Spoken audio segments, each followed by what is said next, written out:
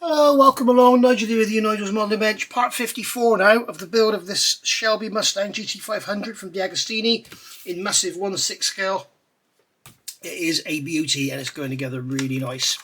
So, coming inside the magazine here, you can see we've got all our contact details. If you want to find out more about this and get yourself one, click on the link in the description below and you can start building along with me. Military modeller Paul has just done that and he started his videos on parts 1 and 2. So go and have a watch of his as well, should you want to. Right, so on with the build. Pack 9, we're going to be looking at packs 92 and 93 in this one, and it will become apparent why. So, development of the Batmobile, probably the most celebrated fictional car in history, and has also long-lived accompanying Batman since some of his earliest appearance. I would say you've got the Monkey Mobile and Chitty Chitty Bang Bang up there as well. So one of the best known Batmobiles appeared in a 1960 television series that was fitted with a 6.4 litre V8 engine developing 300 horsepower, 330 horsepower. 4 examples were produced in Kent and today they can be seen at various exhibitions, notably at the annual Comic Con in San Diego. I believe they were made from a Pontiac, weren't they? Not sure. You can see here, there we go. And there's the new generation Batmobile, which you can also get as a part work. And then here we've got our parts. We're going to be working on the starter motor today. Starter motor and alternator by the look of it. That's not the starter motor with a fan on it, surely. Surely that's the alternator. That's the alternator, it's not the starter motor. What are they talking about? Right. Starter motor on a fan belt. Yeah, right. Ford GT40, the early prototypes. The creation of special vehicle operations in 1963 with a budget of $1.7 million was the starting point for the rapid launch of the Ford GT's early prototypes. They were built in the UK, weren't they? On October the 23rd, 1963, the first clay model was approved. It was sent to Great Britain so the actual body panels could be made from the static model. A UK company called Specialised Mouldings was responsible for moulding the body panels, while Abbey Panels was commissioned to build the chassis. Wow, I've heard of Abbey Panels. Oh dear. Bit of a crash there. There we go. You can see that's in England because there's a Ford pop in the background. Typically 1960s British building there. Beautiful. Is that the top corner at... Oh no, it's at Le Mans. I thought that was... not Thruxton. I can't think of a name. And there we go, racing engine. It was a 4.2 litre V8 and it made 350 horsepower. There we go. Right, on Weber downdrafts. Okay, so here we go. We'll get the magazine, we'll get the light on now because we finished with the magazine. Yes, I always say that, I know. And we'll have a look at the parts. So here we've got pack 92. You can see we've got lots going on. So I'm going to cut the top of the bag off without ruining my cutting mat. There we go. And then you can pour the parts out onto the bench. There we go, there's all our bits and pieces. So we've got some screws, we've got some DS screws and some PS screws. So I'm going to use this as a cutting mat. There we go. And there we go. So we'll get the screws out. Lots of screws in this one. And we've got some thread cutting to do as well. So I've got my 2.3 tap at the ready. So we've got the, is this the radiator support? Yes it is, radiator support. We've got the alternator bracket. I bet they're calling it a starter motor bracket. Yep, starter motor bracket. It's the alternator. Duh. And then here we have, that's the back of the alternator. That's the front of the alternator. That's the alternator fan. They're calling it starter motor 3. We've got 3 round belts. And then we've got a crank pulley, 92G, and another pulley there. So there we are. Now on there is a little sprue gate sticking out, or a seam, so I'm going to sand that off just to make it look a bit better. I don't think DeAgostini will mind me doing that. As I've said previously, if you're building one of these and you want to add loads of detail, the scope is there to go right to town with it. Because it's all so big, it'll be fairly easy to do as well. But yeah, you could really go to town and build this into something, an absolute museum piece. But it goes together beautifully out of the box. You know, you can see the detail here on the carburetors and everything in the air filter. It's all very nice. But you could take it that extra level if you want to, but I can't because DeAgostini have asked me not to. Okay, join starter motor 1, okay, which is 92C, into starter motor 2, which is 92D, even though it's an alternator. Alright, so that's going like that. Now place starter motor 3, 92E, which is actually the cooling fan, over this little lot here. So is that supposed to go? I don't know why that's got a key in it. So it's going, now place notes so that the protrusion fits inside the notch. Well, there's no protrusion on there. And that's just free to spin because that doesn't come through enough. Have I done something wrong? No. So the protrusion fits into the notch. So they're putting it on that way round. Okay, I don't think it matters where the notch is. Then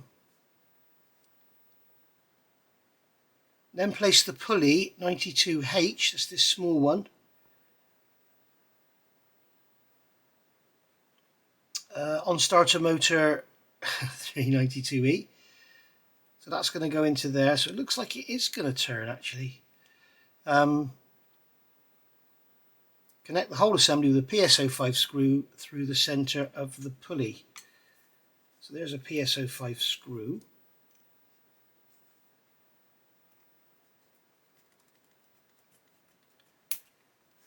Just like so. Okay. So if you want it to turn, you can have it turning, just slacken the screw a bit, but I'm not going to worry about that. But you can clearly see this is not a starter motor, this is an alternator.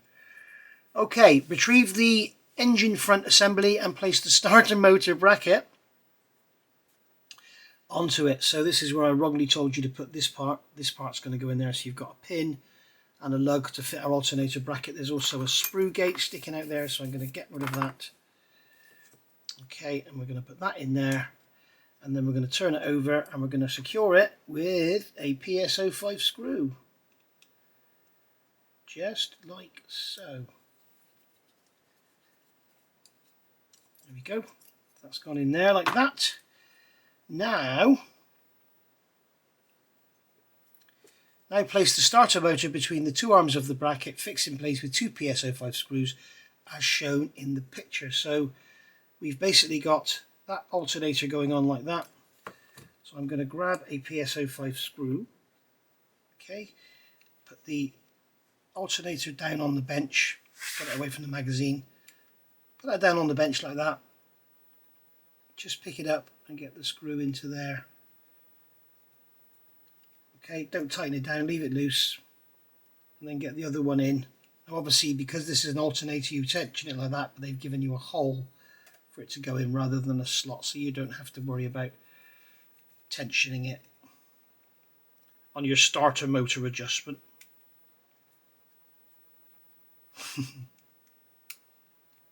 Deary me. So, okay, so that's on like that. We've done that. Right, so that's the alternator fitted. Okay. Oh, we need the radiator. I'm going to have to go and get the radiator. Alright, so here's our big bad radiator. So we're going to get the radiator support, and that is going to go like that. Two holes, excuse me. And that's going to go up like that. Okay. And then we've got two PSO5 screws. And they're going to go into there. So that's going to fit to the chassis, the frame, if you want to call it. Okay, so that's those there. So our radiator support is on. So that's that done. Okay, so now we're going, if you notice, I've clipped this pipe into these clips on the side. They don't tell you to do that in the instructions, but I'm sure that's where it goes. So that can sit there. Now we're going straight back to the engine front. Quite why we left it and went to the radiator, I do not know. Place pulley 1 92F, so that's going to be this one, on its mounting hole on the upper part of the engine front. Observe the mounting direction and secure it with a DSO2 screw. So it's going that way round. So that pulley is going to go on like that, okay? Not like that. So this is a DSO2 screw, so I'm going to tap the hole for the thread.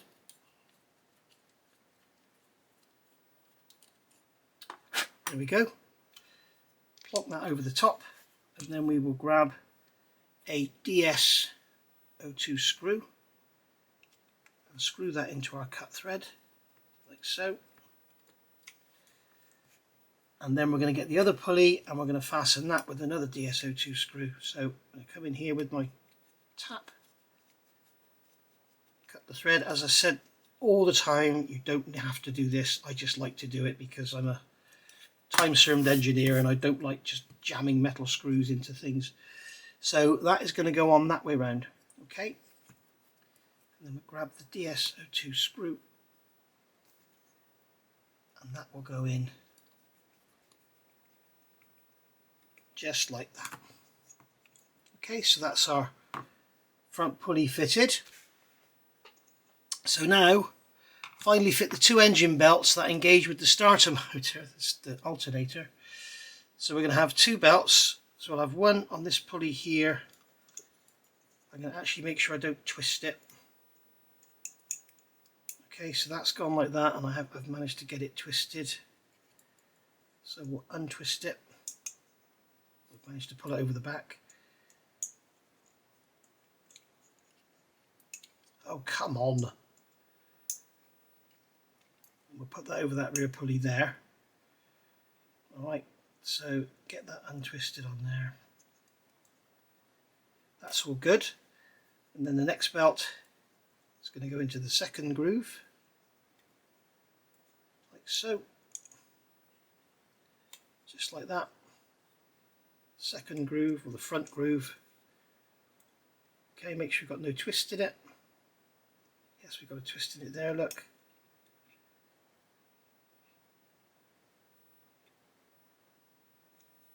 There we go.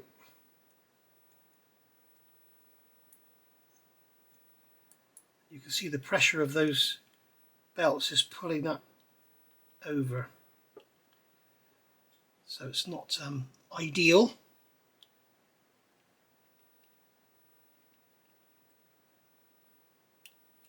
But it is what it is. And then we're going to put this belt onto our fuel pump. Okay. Right, I've just realised what's going on here.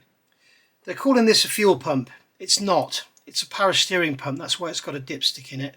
They're calling this a starter motor. It's not. It's an alternator, quite clearly. You don't have a starter motor on the front of the engine. So, well, some engines have the starter motor on the front, but they're not attached via a fan belt.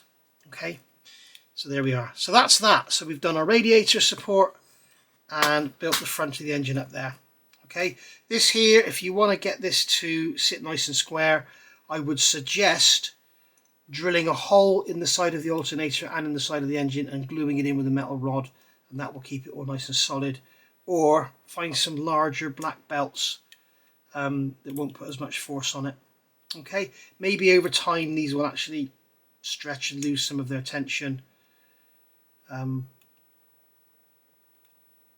And then, you know, it won't pull it over so far, but we shall see. There we go. So that's pack 92. Let's have a look at pack 93.